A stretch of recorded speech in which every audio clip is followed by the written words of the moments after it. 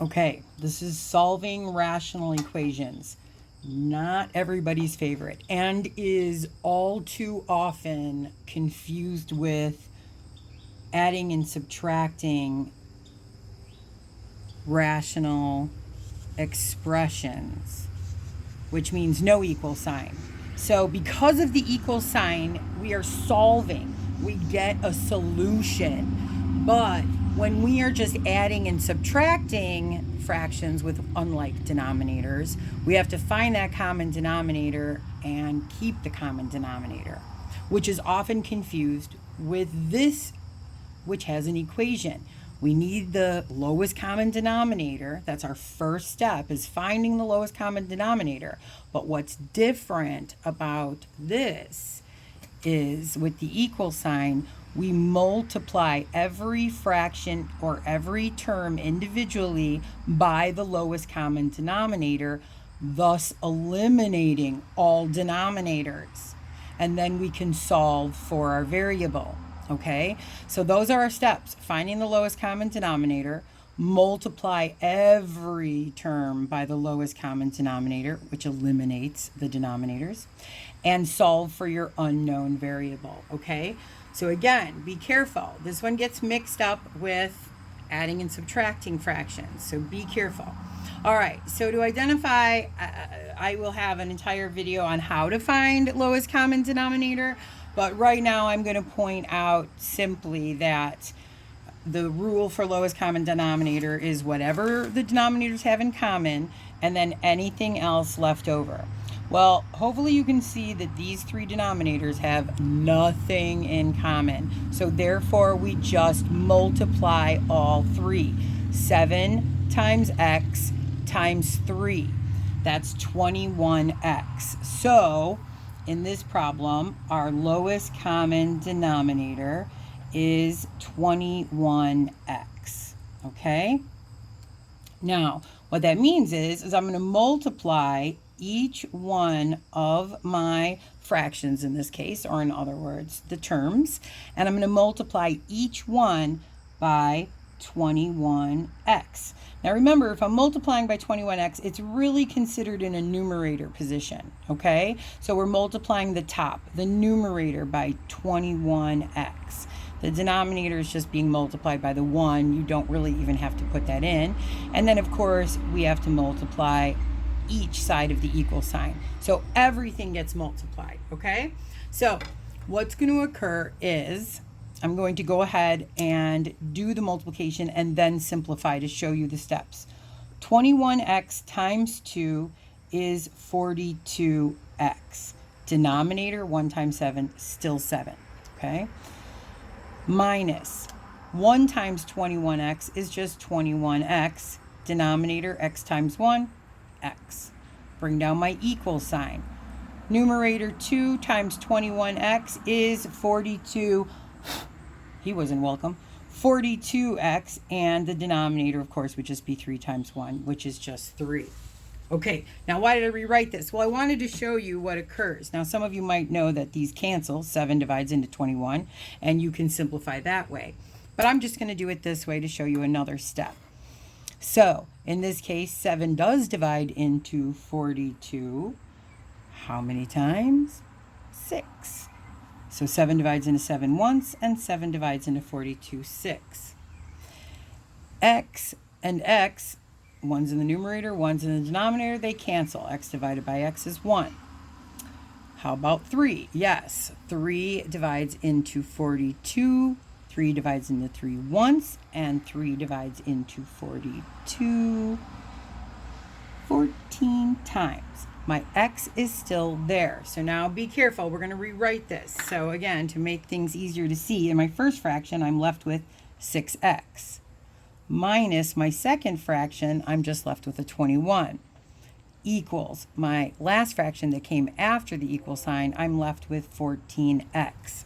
Notice all my denominators have been canceled to 1s. So we don't even bother rewriting those. We rewrite the original fraction as 6x minus 21 equals 14x. Okay, so now what we need to do is get all of our variables to one side and simplify. So I'm going to go ahead and, since here's our equal sign, I'm going to subtract my 6x from both sides of my equation. What comes down, since 6x minus 6x is a big fat 0, my negative 21 comes down, my equal sign comes down, and you can only add or subtract like terms. So 14x minus 6x is 8x. Last step, to get my x all alone, divide by 8, divide by 8. And you can see that my 8 divided by 8 cancel to a 1.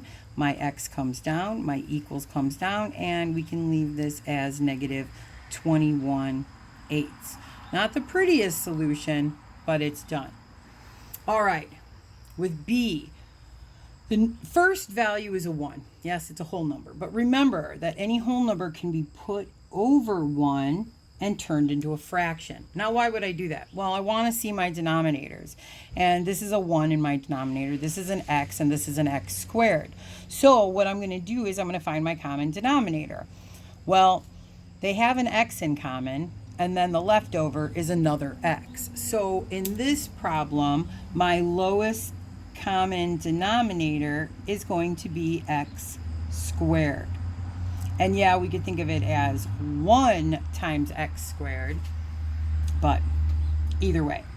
So remember, we're going to multiply each term of the entire equation by that x squared. And we're only multiplying the numerators because x squared is over a 1, remember. So multiply the second fraction by x squared over 1 and multiply the third fraction by x squared over 1. Now at this point, I'm just going to show you the cancellation of the denominators. This is considered, I don't want to say a shortcut, but it's quicker than rewriting all the fractions. If you're not comfortable, go ahead and stick with this, x squared over 1, 2x squared over x. But for some of you, you can already see that these denominators are going to be able to be simplified and cancel out. And that's why we did it, so it can. So the first one, x squared times 1, it's already got a 1 in the denominator. So this is just a plain x squared. Bring down my minus sign. And now hopefully you can see I've got an x in the denominator and I have x squared in the numerator. So this x in the denominator will cancel with one of these x's in that numerator. So I'm left with 2x. Then my equal sign comes down, and you can see hopefully in this one that x squared can cancel with the x squared. X squared in the denominator cancels with an x squared in the numerator, which cancels to 1. So 8 times 1 is, of course, just 8. All right, well, of course, it looks like we've got ourselves a quadratic trinomial, but this 8 is on the wrong side of the equal sign. So we need this to equal 0. So I'm going to go ahead and subtract that 8 from both sides of my equation. And what's going to happen is the left is going to be rewritten as x squared minus 2x, because I can only add or subtract like terms. My minus 8 comes down separately as the constant. My equals comes down. And of course now 8 minus 8, 0. All right. Quadratic trinomial descending order means we can factor that into two binomials. So I'm going to rewrite with my two empty parentheses, set that equal to 0. X squared is x times x. The two factors of 8 that subtract to equal 2 are going to be 4 and 2, or 2 and 4. 4 gets the negative, 2 gets the positive. Now that I have two factors set equal to 0, I'm going to separate those. X plus 4 equals 0. The first factor, set it equal to 0. Second factor, x plus 2, set it equal to 0. Solve, solve. So on this one, we're going to add 4 to both sides of our equation. This one, we're going to subtract 2 to both sides of our equation. The first one, x comes down. My 4's have canceled. Equals 0 plus 4, 4. X plus 2, well, my 2's cancel, and x equals negative 2. Now, you can rewrite this as an ordered set, as your solution set. Just like this one we could have rewritten. in solution sets.